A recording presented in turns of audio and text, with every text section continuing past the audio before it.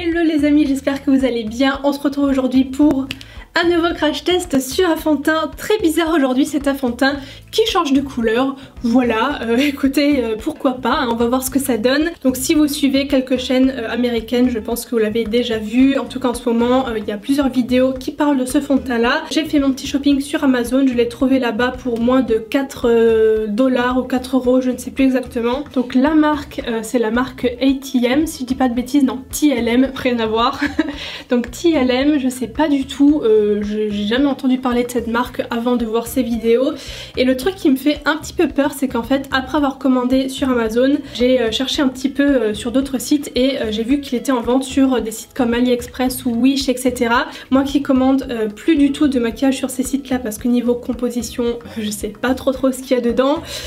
Comment vous dire que du coup je vais juste le tester pour la vidéo pour voir ce que ça donne, si ça marche, parce que j'ai envie de voir s'il change vraiment de couleur et je pense que je vais me démaquiller après. Donc c'est SPF 15.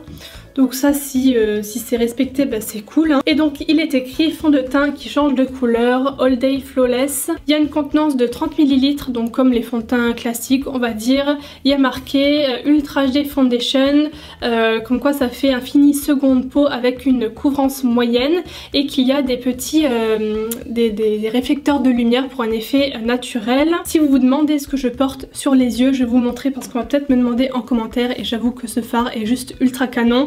C'est ce petit truc là que j'avais testé pendant le mois de décembre quand je faisais une vidéo par jour. C'est de chez Marc Jacobs, c'est les Sika en teinte 90 et regardez-moi cette merveille, c'est juste trop beau. C'est comme un fard pressé et c'est ultra pigmenté. Je le pose au doigt et je l'estompe avec un fard, celui-là, c'est celui que j'ai pris.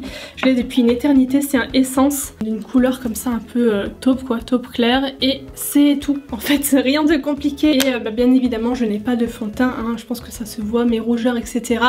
Donc j'ai bien hâte de voir ce que vaut le fond de teint. Ah oui, je m'excuse aussi pour mes ongles, absolument horribles, mais demain je pars. D'ailleurs quand vous regarderez cette vidéo je serai en Norvège, donc vous pouvez me suivre sur Instagram etc. Et aussi une vidéo comme celle sur la Laponie mais sur la Norvège.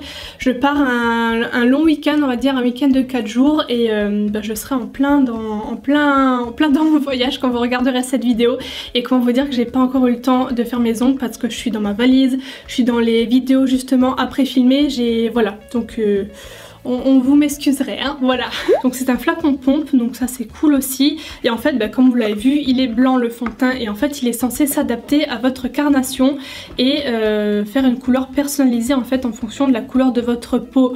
Donc j'ai un peu du mal à y croire parce qu'il y a des personnes avec un teint forcément très clair, d'autres beaucoup plus foncé, donc je sais pas jusqu'où en fait il s'adapte. Je sais que j'avais testé une bébé crème, je sais plus de quelle marque, je crois que c'est L'Oréal, une CC crème ou comme ça, qui s'adaptait à la couleur de la peau et elle était beaucoup trop foncée pour moi. Donc c'est censé être une teinte universelle du coup, mais j'y crois pas des masses.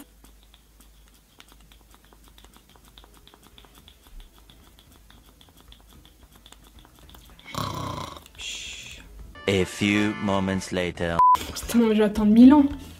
Si déjà j'ai un flacon qui marche pas, mais alors là... Non mais les gars... Ah, nous y sommes. Enfin. Ah bah en fait c'est pareil que la CC crème. Vous verrez pas parce que c'est microscopique, mais il y a des toutes petites billes dedans. Il y a encore billes, c'est juste des petits points. Et c'est ça qui donnait la couleur dans la CC crème. Donc on va voir. Hop. Je sais pas du tout la quantité que je dois mettre hein, par contre. Alors ça sent bon. J'avoue que j'avais un petit peu peur de l'odeur, mais ça sent vraiment la crème, genre la crème Nivea quoi. Le bébé limite. Je vais une fois l'étaler au pinceau parce que avec le Beauty Blender j'ai peur que la couleur se fonde pas. Enfin, je sais pas, je préfère étirer la matière avec un pinceau. Donc je vais prendre, je ne sais pas, celui-là pour commencer parce qu'il est un peu plat et j'ai l'impression qu'il faut un peu écraser les genres de billes. Donc je vais prendre celui-là.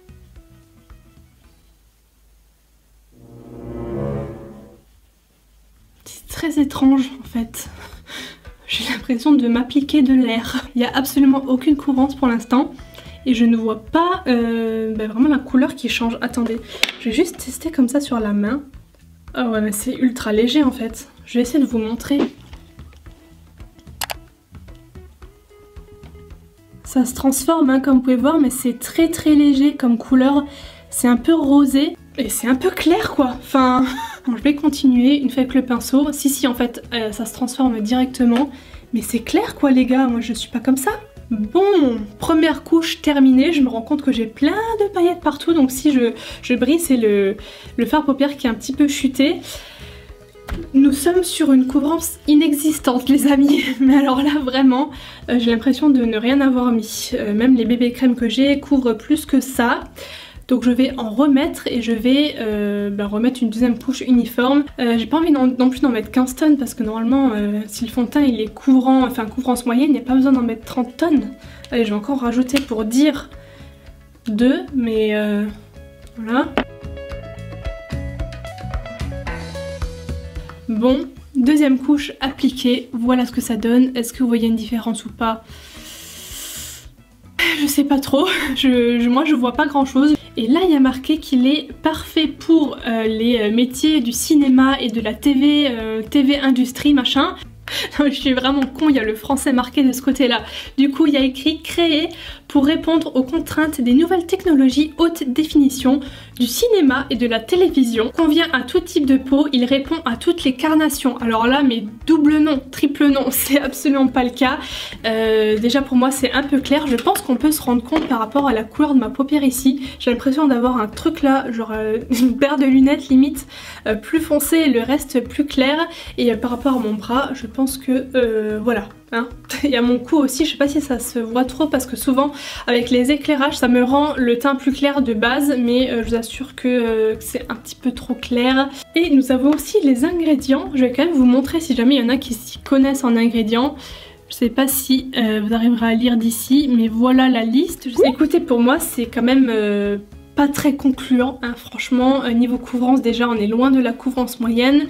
Au niveau des teintes, je suis absolument pas convaincue que ça s'adapte à toutes les carnations, mais loin de là. Je sais pas si vous connaissez d'autres marques qui font ce type de fond de teint qui change de couleur. Je sais que les bébés crèmes existent, mais comme je vous ai dit, la mienne c'était une L'Oréal, elle était trop foncée pour moi, donc au final c'est absolument pas une teinte universelle quoi. Donc j'en ai terminé pour cette vidéo et ce crash test qui n'est pas vraiment concluant, hein. Ça vaut pas le coup du tout d'investir, même si ça coûte pas cher dans ce genre de fond de teint. Je pense que peu importe la marque, ça ne marche pas vraiment. Dites-moi ce que vous en pensez dans les commentaires. Je sais pas combien de temps je vais garder ça sur la face, mais le temps de faire la miniature, tout ça, de ranger, et je pense que je vais pas tarder à me démaquiller parce que j'ai toujours un petit peu peur des effets allergie et compagnie sur ce genre de produits. Mais j'ai quand même bien aimé faire cette vidéo. Ça fait longtemps en plus que j'ai pas fait un crash test sur un seul produit.